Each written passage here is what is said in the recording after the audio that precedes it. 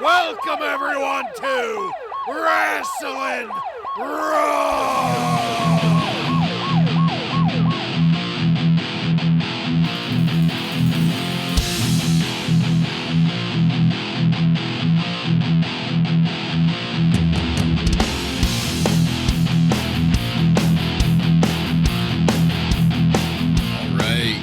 Wrasslin Raw, the podcast that takes you back to when the World Wrestling Federation developed a little bit of an attitude. Thank you for joining us. You're here with Ryan Arico. What's he doing? That's the most revolting thing I've ever seen in my life.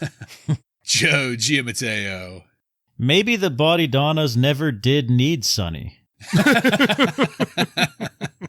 I'm the one and only Jason Bartlett. We're going to examine WWE history, one episode of Raw at a time. In this episode of Wrasslin Raw, we're going to be talking about the Raw that aired on May 27th, 1996. This Raw was recorded at the Cumberland County Memorial Auditorium in Fayetteville, North Carolina, and features Vince McMahon and Jerry the King Lawler on commentary. Are you guys ready? I'm ready. Ready. All right, then let's get into it. Welcome, everyone, to a very special Memorial Day edition of Monday Night Raw. That's what's making this special, not an incident caused by the weather at a pay-per-view or anything. For those of you out there listening and tuning in just now, this is in reference to last week's show, the Beware of Dog pay-per-view that ended up getting split between two nights. This is the Monday Night Raw that falls in between those two pay-per-view nights. But we can't be fucking around because we're going to go straight into our first match of the night. The Ultimate Warrior versus Goldust ends in a double countout in 12 minutes and 41 seconds in a King of the Ring qualifier match.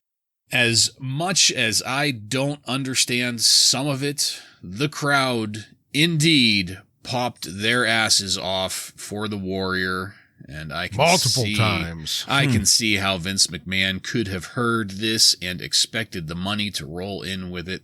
But the bullshit starts right at the bell, with Goldust's refusal to enter the ring. Once again, the action finally gets into the ring after a little bit of a delay, and once the action starts, it isn't much better. Thank God Goldust knows how to take a bump and make it look good, because that is what's carrying this match to start, especially when they have to repeat the wild roundhouse swing by Goldust that gets reversed into dueling atomic drops. But we quickly get out of the ring again and kill some more time running around. Back in the ring, it's time to just no-sell everything Goldust does. And I had to note here again, thank goodness Goldust knows how to take a bump, because when the Warrior military presses him, Goldust rolls over to take it on his back just in time to not possibly break his neck. The Warrior didn't do a very good job of trying to turn Goldust in the air or assist him in his fall. He just kind of dropped him. Also, I noted that the Warrior was wearing Warrior University trunks. How about that? What a billboard. That chiseled ass saying Warrior University. Goldust's selling of getting his face raked across the ropes was great. The wild blind swing and then fall over to follow it up. I was surprised to see the Warrior allowing Goldust to body slam him. I think this is the most actual wrestling we've seen of the Ultimate Warrior in this run combined into one match. After a back body drop, Goldust starts walking out, only to have Ahmed Johnson prolong some of this misery by carrying Goldust back to the ring. After a quick commercial break, we come back to more wrestling by the Ultimate Warrior. We were finally back to the old Warrior here, and I loved that Warrior going out of the ring took out Marlena's director's chair. I'm not sure how staged that was, if that was a shoot, if that was part of things. It kind of didn't seem like it. I think the Warrior maybe was out of position and accidentally took out the director's chair. We're around 9 minutes into this match in my notes here, and I was amazed at how long it's been going on and how involved the Warrior has been in this match. Once it came time for the Warrior to rally out of a headlock, I was starting to get a little bored, but then the Warrior followed that up with a nice-looking power slam to keep the momentum going upward. And then it was time for shitty clotheslines. One that missed. Goldust had to fake selling it almost. He caught himself right before doing a fake stagger. Thankfully, though, someone must have called for the boys to go home because that's what they do. They fucking turn around and walk out. Goldust first, acting as though he has just had enough of the Warrior. And then the Ultimate Warrior himself gets out of the ring and just slowly walks up the entryway following Goldust. And we get a count-out decision. For some reason here, Jerry the King Lawler started going towards the Warrior. The Warrior comes back and starts to chase Lawler, but instead goes into the ring with that director's chair and starts beating on it and tossing it around and throwing a hissy fit with it. Guys, this match was a conflict for me. Arguably, it's the best Warrior match we've seen so far in this run, but just weird enough in certain ways to leave you scratching your head, much like many things the Warrior is doing these days. Joe, please get us started on our show opener. It was very surprising to me. The fact that they had a match was surprising. And longer than 2 minutes. Longer than 2 minutes. It wasn't good, but it was surprising. Goldust, you could tell, kind of had to work down to Warrior's level. Yeah. And Goldust was doing a lot more than I would want him to do, just coming off a knee injury. I mean, he was taking some pretty hard bumps, flying over the railing and everything. So good for him to get what you can out of the Warrior right now. The Warrior did the hulking up like, 5 or 6 times during this match. Yeah, unfortunately, we're going to get the King Jerry Lawler feud kicked off here, and that's not something to look forward to. But yeah, I don't know. I mean, it wasn't good, but it wasn't terrible. It was nice to see that they actually had a match, and I think Goldust did a pretty good job to carry it. Yeah, in agreement here. The best Warrior match we saw, which is not saying much at all, and Goldust pretty much had to carry it. I mean, that's kind of the story here. At the beginning, Bartlett, I know you've talked about how the Warrior is constantly coming out in that stupid Warrior jacket, but he finally didn't this time. Mm-hmm. He was, Warrior Man was without the jacket, so that was good to see. And speaking of nicknames here, Vince, I think he was so caught up in calling Vader the man they call Vader. He calls the Ultimate Warrior the man they call, and then he pauses for a second and said Ultimate Warrior. Wow. That was pretty funny. I laughed my ass off over that. But it started out, I guess, kind of how you would expect. They were wasting a lot of time. But then they did actually start hitting each other, and we saw some more moves out of Warrior other than just a clothesline and the Warrior splash. So that was a bit surprising as well.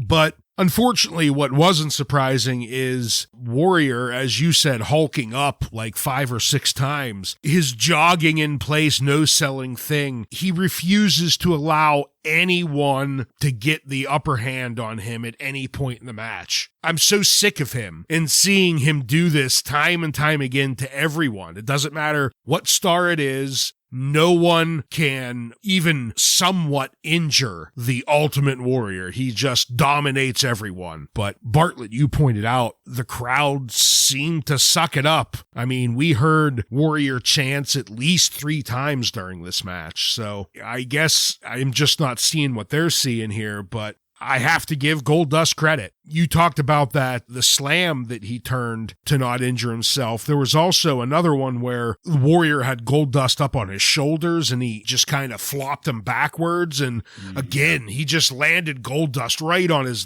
upper shoulders and neck area, and it just looked rough as hell. So, yes, longest match that we've got, but man, he just is so terrible in the ring. But way to go, Goldust.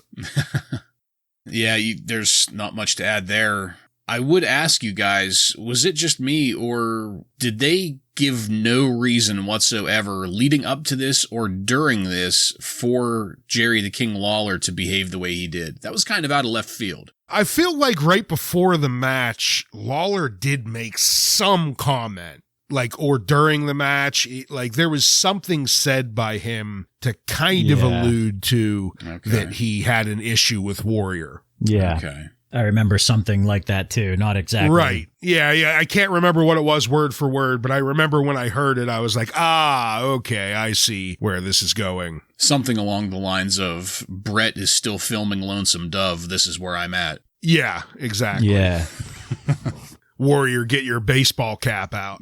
Yeah. Warrior Man here. Warrior Man. Well, I look forward to new levels of mediocrity there in the future. But let's not look to the future quite yet. Let's take a look at yesterday. A big surprise yesterday there at the pay-per-view. This would be the free-for-all specifically. Sonny showed up with the Godwins as co-manager. And I'll be goddamned if she didn't have a Marianne from Gilligan's Island look going on. It was working for her.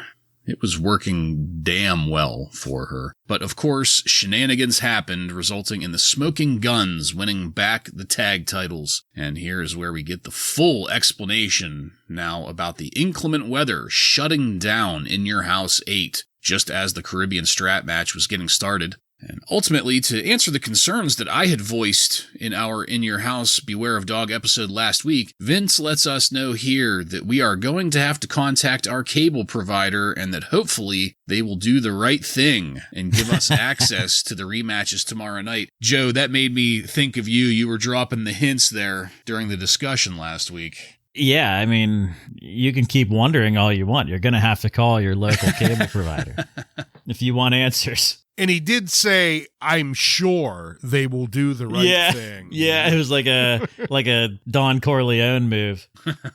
They will do the right thing, okay? Just call You'll them. do the right thing, won't you? Well, enough of that. We need to cut over to Ted DiBiase and Stone Cold Steve Austin in the back. DiBiase is pretty pissed about the loss last night and, to quote, sweeten the pie and get Savio back for the rematch tomorrow. Here is where we find out the added stipulation that if Austin loses, DiBiase will leave the WWF and go be behind something somewhere else all along. Before we move along, though, just briefly, Joe, please, what did you think of this WWF response to the Storm in general? I know we talked about it last week, but the way that they're kind of responding to the clusterfuck status this week, or the next day, I guess, technically, as well as this new additional stipulation from DiBiase. I'm on the phone right now with my cable provider. Maybe Ryan should go. No, I think it was a good explanation. I mean, it's Mother Nature, you know, there's not much you can do about it. Yeah, as far as the stipulation goes, I mentioned last week's show that it's a little confusing. It's much earlier than Ted DiBiase's debut in the NWO, so I guess maybe they just let him work through his contract and said, we're going to get you off TV, and I don't think any of us are disappointed in that. No. And as far as I'm concerned, yeah, I thought they dealt with it fine. Like you said, it's Mother Nature, not much you can do. The only thing I would maybe switch up would be no need to show footage of the matches if you're going to have rematches for these. You know, you can mention what happened and that, you have to redo it, but you don't need to show these shitty dark images. Just didn't make sense to me, but whatever. They were a step up from those shitty camera images of Jake the Snake and the Bulldog over in Germany. Well, that's because it wasn't Jake the Snake in the images. True. Nothing says inclement weather quite like heavy gauge power cables laying in puddles of water. That's an image that we got a few times here. But we're going to move now into our next match. The Smoking Guns with Sonny defeat the Bodydonnas, that's Skip and Zip, by pinfall in 9 minutes and 30 seconds. What is Sonny doing out here? Don't tell me she's managing the Smoking Guns! Hillbilly Jim is there to join in on commentary. And is it just me, or does Hillbilly Jim not sound anything like the kind of gimmick he looks like? Like, I expected something completely different out of Hillbilly Jim. Yeah, he seemed a little bit more, I don't know, collected than what what I would have thought of someone called Hillbilly Jim. Yeah, I expected a lot more cartoon than what we got, I think. But not bad. He actually did a decent job on commentary, I thought. Yeah. Well, the crowd is chanting for Sonny to start this out. They really don't give a shit at all about anyone else. But as the match gets the useless tag team belts. Yeah. That Sonny carries. Because they're hers, really. But as the match gets going, things start to look decent between Zip and Bart Gunn. There's a modest little sequence ending in a fantastic clothesline from Bart, putting Zip to the mat. And then we see that Harvey Whippleman is there to take notes. Harvey is looking pretty rough these days, especially around the cheeks area. I guess that's what being Bertha Faye's love slave will do to you. Oh. Yeah. Hopefully he has some ideas on how to improve this officiating, because it is Earl Hebner in the ring for this match. I can't tell you how much I have missed the Smoking Guns, the fast tags, and just all-around energy that they bring to this tag situation. Fantastic. Love it. And just as I wrote that note, we got into a fantastic sequence between Skip and Billy Gunn, quick and tight through roll-ups, flying head scissors, an amazing back body drop, and smart reversals in between. An excellent fucking series of events. We come back from a quick commercial to see the Bodydonnas healing it up with some dirty play. Zip pulling down the ropes to send Bart Gunn out of the ring during rope work. Skip was spitting and thrusting his hips at Sonny. That felt way too real, just a touch too personal. Things continued pretty well throughout this match, some sequences standing out and others just kind of being there as part of the match. But then a very sheepish Phineas comes down to the ring. Phineas is heartbroken, apparently, and the story is now outside of the ring instead of inside, with Henry Godwin coming down to get Phineas under control. Hillbilly Jim leaves commentary to assist in that. And during the fourth or fifth 2-on-1 situation in the ring, Jerry Lawler yells, "I hope Harvey Whippleman is seeing this." And I couldn't agree more. But then there's an awkward pin that gets rolled up from the momentum of a flying body press, getting Bart Gunn the pin and the 3 count. Of course, Sonny climbs into the ring to give the Guns back their belts, take a little pop for herself, tease the Bodydonnas one more time, and then take the belts back off of the Smoking Guns. Guys, as glad as I am to have the return of better tag team wrestling here, I can't help but notice it's almost a side note to the bigger Sonny story, but all in all, I thought this was a pretty decent match. Ryan, what did you think of it? That's definitely the story here. Glad to have the Smoking Guns back, and the Bodydonnas put together a very good match against the Smoking Guns here. But the crowd and the camera only cared about Sonny. Right out of the gate, the crowd is just cheering for Sonny, not the Smoking Guns, who just came back, and this is the first time we've seen them in months, and they have the belts back. No, they're cheering for Sonny. But the ring work was sharp, and, I was like Harvey Whippleman out there with my pen and pad, taking notes, hoping that I could make the Bodydonnas Jobber of the Week this week, but I couldn't do it. They did a good job here. They were playing up the heel team excellent. They did good ring work. This was a long match. They actually had storyline stuff involved here with Sonny abandoning them. So as sad as I may be, I think tonight they weren't jobbers. Even though they did technically lose this match, they were in control most of it, especially towards the end. And Bart just got lucky with that little roll-up. Yeah. I mean, outside of that, Skip wins this. So I'm in complete agreement with the Phineas and Sonny stuff. I was kind of rolling my eyes once we diverted our attention away from the match, and especially because I was enjoying this match. It was something fun to watch, and then all of a sudden we're not focused on it at all. The cameras are following Sonny around the ring. So that was a bit of a letdown, but as far as the actual match goes, I was impressed. I had a good time watching it. Yeah, the stuff with Sonny, it's a little bit of a clusterfuck. I understand they want to get her involved, but this just seems a little lazy to me. I think that she has enough talent and charisma that they could have had a more interesting story for her during this time than this. And the fact that if we only watch Raw and Beware of Dog and didn't watch the free-for-all, we have no idea what's going on here. No, we're lost. They explained it, but you're going to do a huge twist in a story and you're going to put it on a free for all. What the hell? Yeah, on the preview channel. I mean, Sonny, I guess she's trying to be a heel, but she's a babyface right now. And on a babyface team.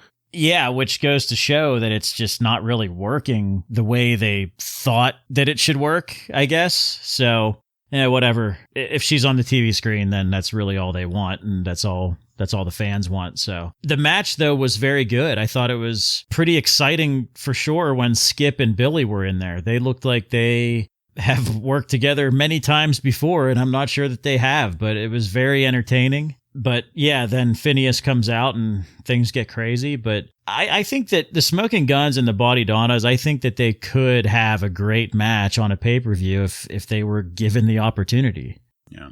Especially after seeing them here, yeah. Yeah, and this was proof. So hopefully we can maybe get to see that soon. Yeah, I completely agree with that. This match was like a breath of fresh air, and, I did enjoy it quite a bit, but still nowhere near, match of the year candidate territory or anything like that. But just considering where we're coming from in the tag team division to this was like head above water. Finally, we're coming out of some bullshit. I wanted to throw this out to you guys. I was listening to Bruce Pritchard's Something to Wrestle earlier today, and the show topic was 1996, or one of the things that happened in 1996. And the way he phrased it was that in 1996, Sonny was the star of the tag team division. And that wording, that phrase, the way he put that together just kind of clicked it all together in my head. No matter what they did with these stories, shuffling her around between the Bodydonnas, the Godwins, now the Smoking Guns, that phrase is so spot on because it wasn't about any of these tag teams. It was about Sonny and where she's carrying those belts around.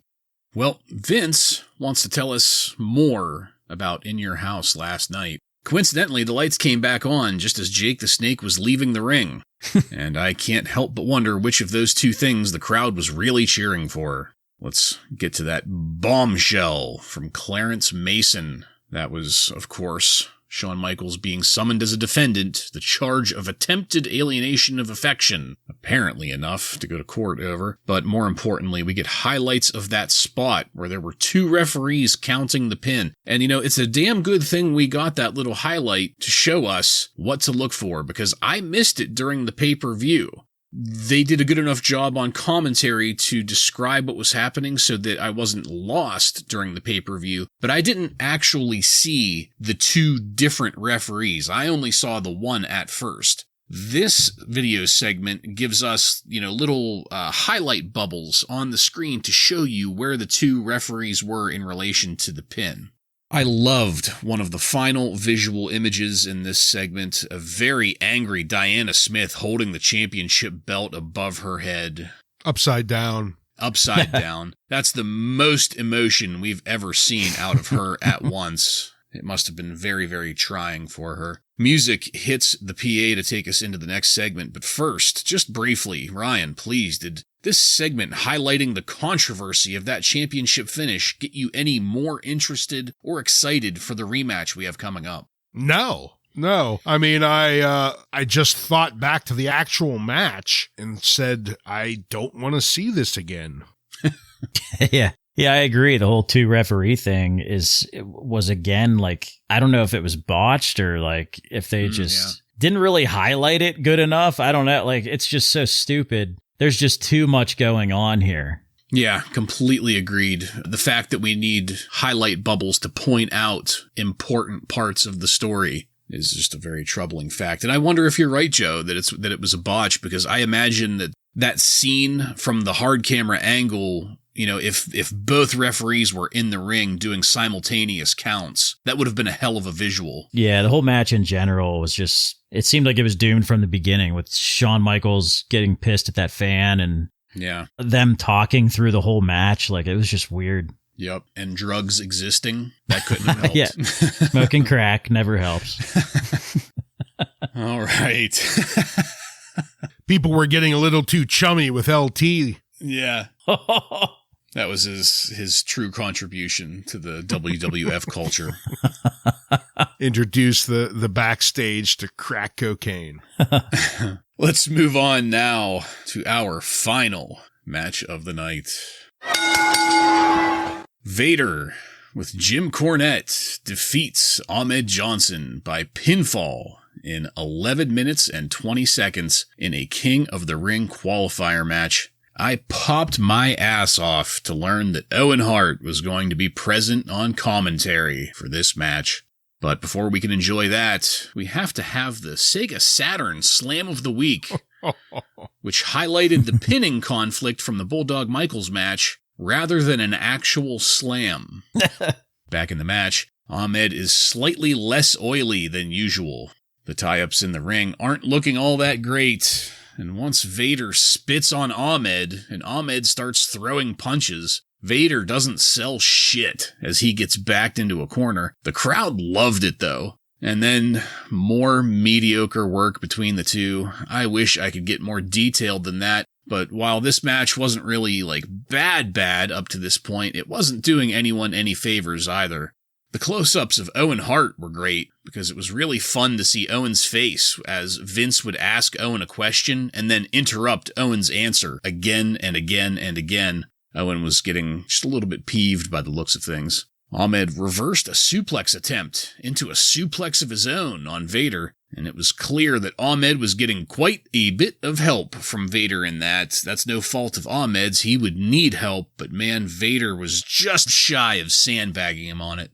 I was terrified once I realized that Vader was going to try for a moonsault instead of a Vader bomb. Thankfully, it didn't turn out too badly, but I was genuinely concerned that he would be able to make the full rotation. The clothesline that knocked Vader's mask off was the first clothesline I've ever seen Vader really sell, and it makes me wonder if Ahmed didn't give him a chance to sell it nicely, if Ahmed genuinely clotheslined the shit out of him for that. Then came the shenanigans. Cornette got in the ring, and it lost me. Cornette getting thrown into Vader, then a spinebuster, then interference from Owen from the same direction of the ring that the official was in. The official not noticing that a 240-pound man went flying through the air and hit the ring. But that cast on Owen's arm was enough to turn the tides, hitting Ahmed there. It gets the victory for Vader in this first round King of the Ring qualifier. And here come the paramedics. At the end of the show, as the paramedics are carrying Ahmed Johnson out on a stretcher through the loading docks of the arena, Goldust comes out of nowhere, insisting that he needs to give Ahmed Johnson mouth-to-mouth, and proceeds to revive Ahmed. Ahmed flips his shit while having a gold smear all around his mouth. Ahmed keeps flipping his shit down a stairwell. He runs into Bob Holly, who immediately gets jobbed out in the span of about 4 seconds, as Ahmed grabs Holly by the neck and lifts him up, pinning him against the wall a full 1.5 feet above the floor.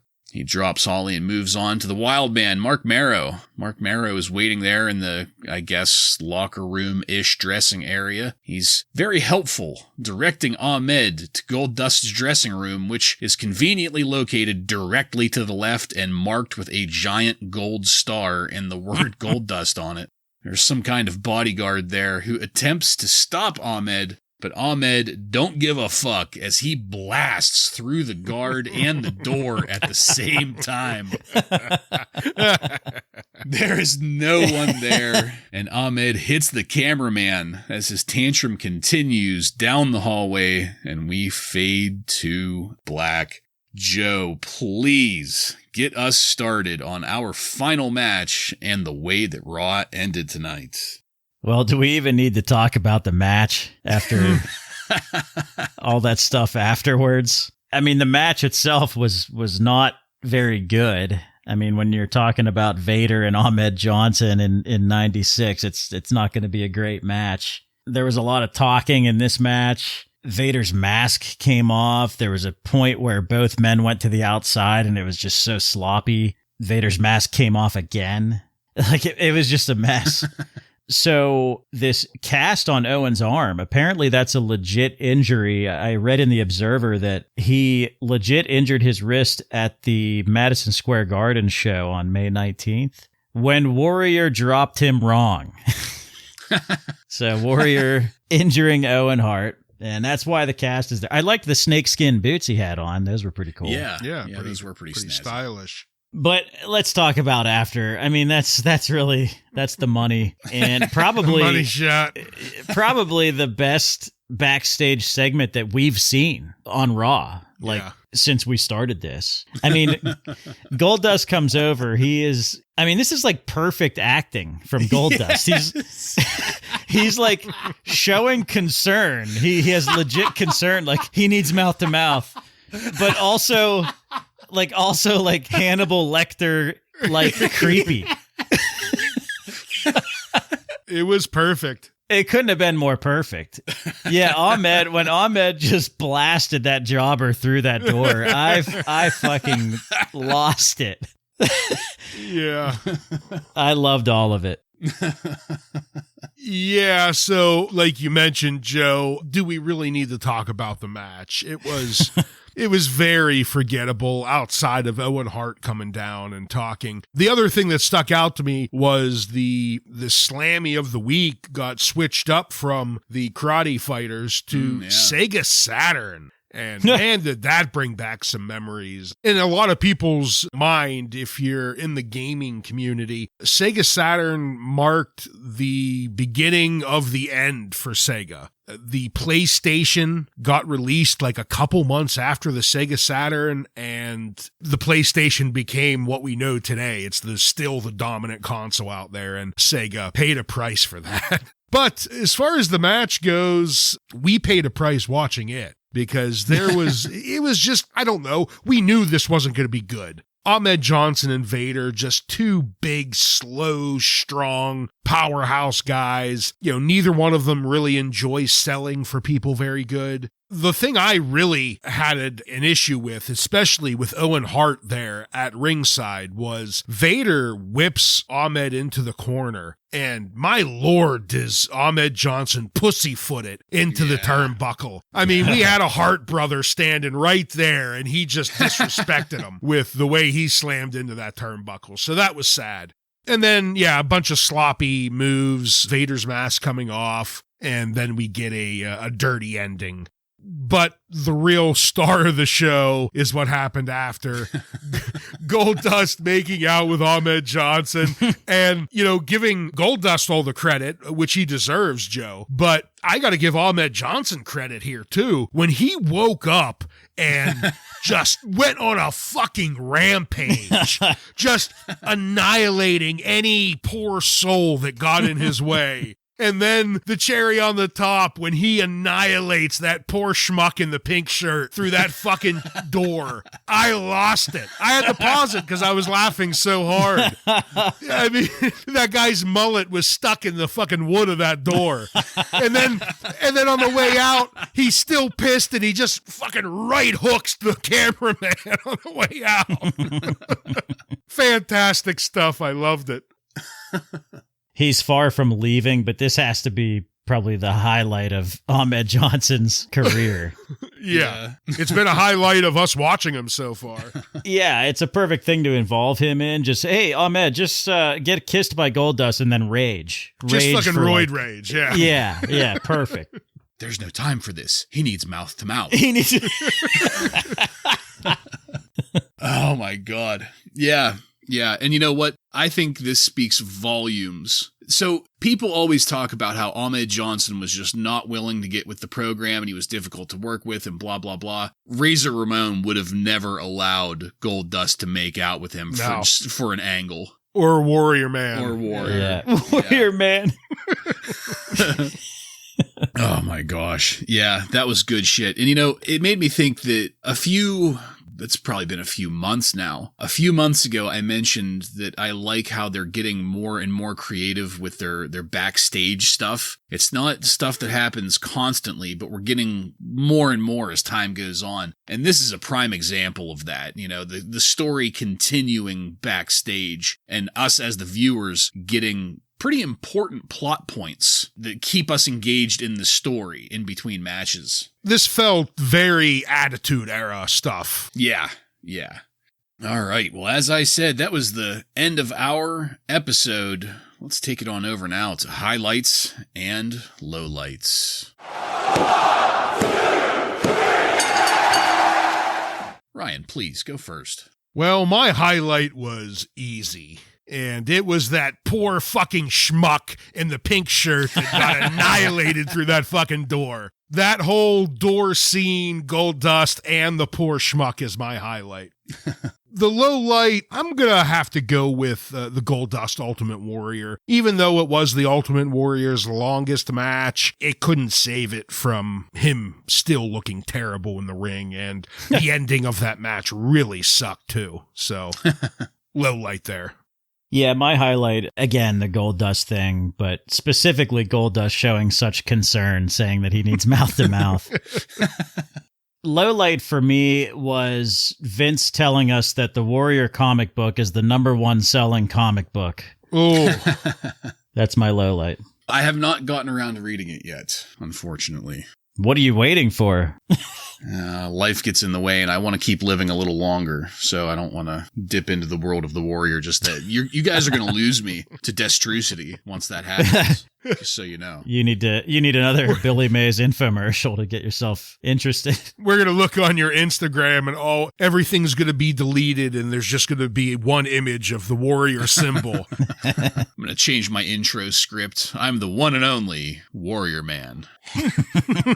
Guys, for me, low light here. This is the Slim Pickens. This was a fairly decent Raw, given the circumstances of being in between the two pay-per-views and just with everything going on. And I could not give it to I thought about it. I could not give it to the Ultimate Warrior because I was pleasantly surprised with that match. So it ended up going to the diversion of Sonny in the Smoking Guns Bodydonnas match, because that match was a prime example of the kind of good shit we can get out of tag team wrestling. And they took it away from us in one fell swoop with a very nice set of buns. My highlight is absolutely going to be the Ahmed Johnson segment at the very end of the show, but specifically that visual of Ahmed Johnson eyes snapping open with immediate rage while his mouth is covered in gold paint.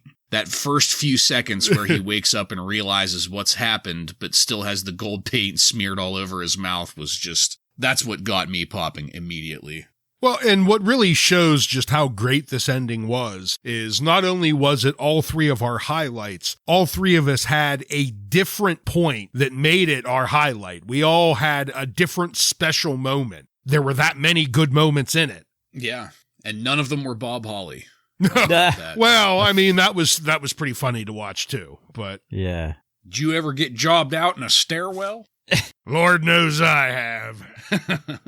The nice thing too is that it's this type of ending to Raw makes you look forward to next week. Like, Yes. What's going to happen next week when this guy is done raging and finally sees Goldust or whatever, Instead of Diana Smith throwing a glass of water into someone's face. Yeah, the very definition of a hot finish to a show.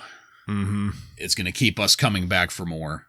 Legit beef between two guys. Yeah.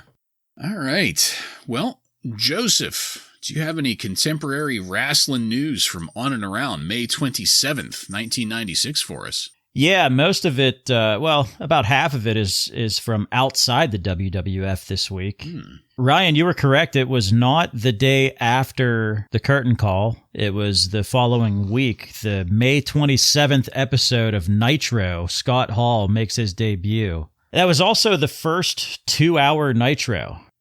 WCW is going all in here on the NWO angle. And, I watched that episode. And I have to say, I don't know if you guys remember Scott Hall's promo, but he mentions the Billionaire Ted name, the Nacho Man, Scheme Gene, and it all makes sense now after we had to torture ourselves watching all of those fucking skits. They're kind of using the WWF's parody of them against them. So Scott Hall appears to be a WWF wrestler who is challenging WCW. He continually used the names Billionaire Ted, the Nacho Man, Scheme Gene, and called Eric Bischoff a Ken doll weatherman wannabe. At this point, the Observer seems to think that Hall and Nash are going to have a third partner at Bash at the Beach, but right now they think that that's going to be Lex Luger. Ooh. So the word has not leaked yet that Hulk Hogan will be joining them. So that's what's going on Nitro. A couple other things. The Road Warriors quit the WCW because they heard what Hall and Nash were making and felt they deserved the same. So they quit. Ryan, you mentioned Lawrence Taylor earlier. Oh, yeah. Well, another linebacker, an NFL linebacker, made an appearance on Nitro, and he's going to be wrestling in a tag team match. Kevin Green. Oh, yeah. And he teams up with Mongo, right? He's teaming up with Steve Mongo McMichael. Yeah. Brian Pillman had a meeting with Vince McMahon on May 23rd. Brian still wants to continue working in ECW and eventually have a match with Shane Douglas, but we'll see where that goes. This May 27th show in Fayetteville that we just recapped was a sellout crowd, which is big news in this day. The dark matches featured a team called the Hardy Brothers. Thought that was noteworthy. Yeah. Dave Meltzer gave the Smoking Guns versus Bodydonnas match 3.25 stars. Okay. He said the crowd was cheering the Guns, not understanding the angle. So, again, they're cheering Sonny when they should not be, I guess. Meltzer gave the Vader versus Ahmed Johnson match 2 stars. I think he was giving that match a handicap. Yeah, he mentions that Johnson isn't much of a worker, but he shows great fire. I could agree with that statement. Yeah. Yeah, especially when he gets fair. kissed by a man backstage. Yeah. I mentioned Owen Hart's injury already, Warrior dropping him wrong and hurting his wrist. Fucking Warrior. There is some question as to whether 123 Kid will return. I believe this is about when he goes to rehab and then later quits to go to WCW, but we'll keep an eye on that. There's some news on Vader. I guess Vader isn't getting over as the killer heel they had hoped for, although he does look to be the favorite to win King of the Ring right now. It's being blamed on his weight. Vader got over immediately with the Gorilla Monsoon angle. Since that point, his matches have been too long and too competitive for someone on his way up that they want to get over as a killer heel. Yep. Once he's over as a killer, doing long competitive matches and still winning allows the opponent to get over by giving him a good fight and losing.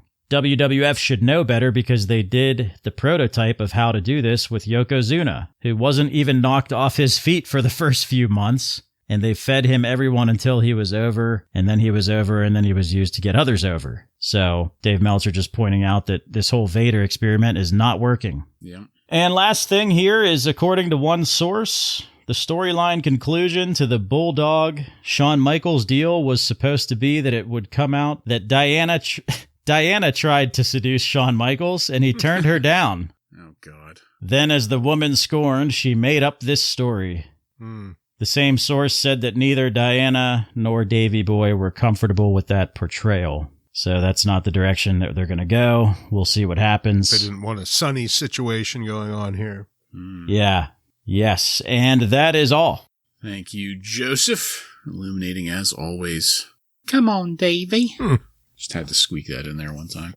And that's it, folks. We are done with this one. I want to thank you again for joining us. If you like what we're doing here and want to connect with us, you can email us at WRASSLINRAW.